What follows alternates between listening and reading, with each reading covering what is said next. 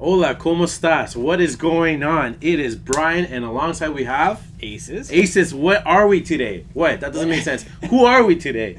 I think who we always are is worth a download. Exactly. But what we're doing today is we're reviewing a new album by Dropkick Murphys. 11 short stories of pain and glory. Yeah, it's almost a short story in its title. But anyways, so Dropkick Murphys band's been around for a while. I think their first album was back in 1998. Some of you guys might be still in diapers in that time. Yep. I wasn't, I guarantee you that. But Potty trained. potty trained? I was definitely potty trained by that point. And well into my school years. Anywho, the point is, Dropkick Murphys have been out for a while, and this is probably the longest period they've had between albums, but they've been pretty consistent though throughout the years. On average, maybe between 2 to 3 years every album that's been dropped. This is 4 years for this one. And so, it was good to hear them again. I mean, Dropkick Murphys, when you kind of go into an album, you kind of know what you're going to expect. Mm-hmm. They're not going to throw many surprises at you. I mean, pretty much every album is going to be a very similar sound, and I'm pretty sure you agree with me that that's kind of what we found with this album. Yeah, going on, talking about this album in particular, it's very short. It's 11, hence the title, tracks, that is. Is it, my question to you and to the universe, is it a wow factor? I have to say no. What do you think about that? Sorry, before you say no with me, okay. I just think it's just because, you got to a point where it just sounds repetitive, right? And, I think nowadays, when we talked about our last video about the death of rock, I don't believe in that. I believe there's also, a new era of rock, right? But that's what it is, a new era. You can't kind of go to your old roots. I mean, I get it. Gotta be true, but you gotta figure out something new, and that's what I think, right?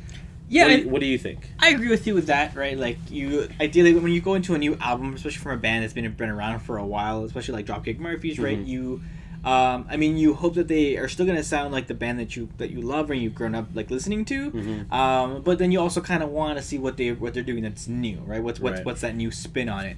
But I feel like with Dropkick Murphys, there isn't much of that, not in this album anyways. It feels like it's very, don't get me wrong, it's a good album, and if you're a Dropkick Murphys fan, then you're gonna like the album, mm-hmm. right? Because it's very Dropkick Murphys, right? And what I mean by that is, you got the Irish, flutes and the guitars and almost like that anthem rock, and you're gonna find yourself chanting along because the lyrics are just so they're made for you to chant along. They're made for you to drink a lot of beer. That's what I say, right? They're great. It's a great, it's definitely a great drinking album. You can put it out in the background, right?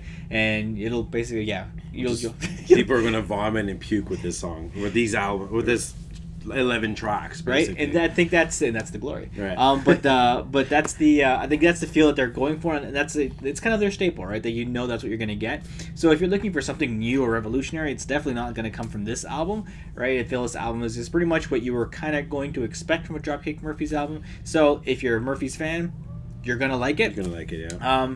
But if you're not, right, this is probably not gonna be an album that you're gonna run out to download. That's for sure. That's for sure. Yeah.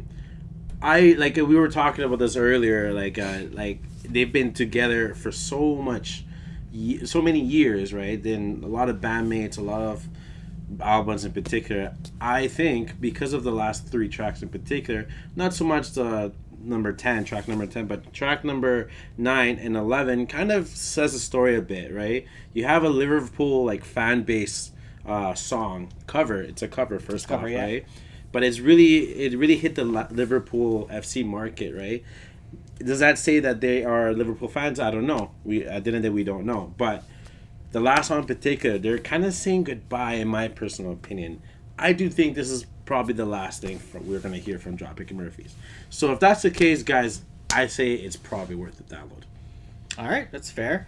For me, I'm still not convinced. I feel like it was maybe just saying farewell to the album. This could be a good closing track, and that's why they chose it. But I could be wrong. You could be right. In either case, give it a download, guys. If you if you definitely are a Dropkick Murphys fan, you won't be disappointed. Like I said, it's a pretty good album. It's just it's very Dropkick Murphys. Yeah. It's very much their formula, and every track is gonna basically sound very similar to the previous track. I just wish they kind of threw a bit of more of a curveball. That's what I think. Yeah, there's some new stuff in there, right? Yeah, exactly. And I think maybe my opinion would be a lot different, right? But I still think it's worth it because of the fact that it's might be the last one. So what would you score it out of 5 then? Out of 5, I would say barely a pass. Okay, so that's like out of 5, I would be like a 2.9. 2.9. So barely a pass, like not even a pass, just scratch a little bit of glory, you know. All right. That's the pain part actually. So I'll give it a little extra. I'll give it the 3. You give it a 3. I'll give it the 3. I'll just round it up. So here's the pain. That's the glory. Right. So that's 2.95 then for us average. So 3 for me. Like I said, it's a pretty solid album. If you are a Dropkick Murphys fan, you're gonna like it. But don't expect anything revolutionary or anything crazy coming from this album. Mm-hmm. But still a fun listen, especially if you're just going to play it out and have a few drinks to it. You'll definitely will enjoy it. St. Patty's Day is coming up, so we know what y'all are doing. You can definitely use this album for St. Patty's Day in a couple of months. There you go. So tune in, guys, next week when we're going to be reviewing the new album being dropped by The XX. Right? So we're switching it up because I don't think we've actually reviewed an electronic artist album, really. Yeah. Although I chose an electronic artist as my album of the year. So if you didn't watch our year in review for 2016, make sure you watch that video. Right, that was the last one. It was our last video, and then make sure you subscribe so that way you guys get in tune when we drop the next review. And I guess we'll see you guys in the next one. Yeah, peace. Why did we dress up like we're going to the funeral?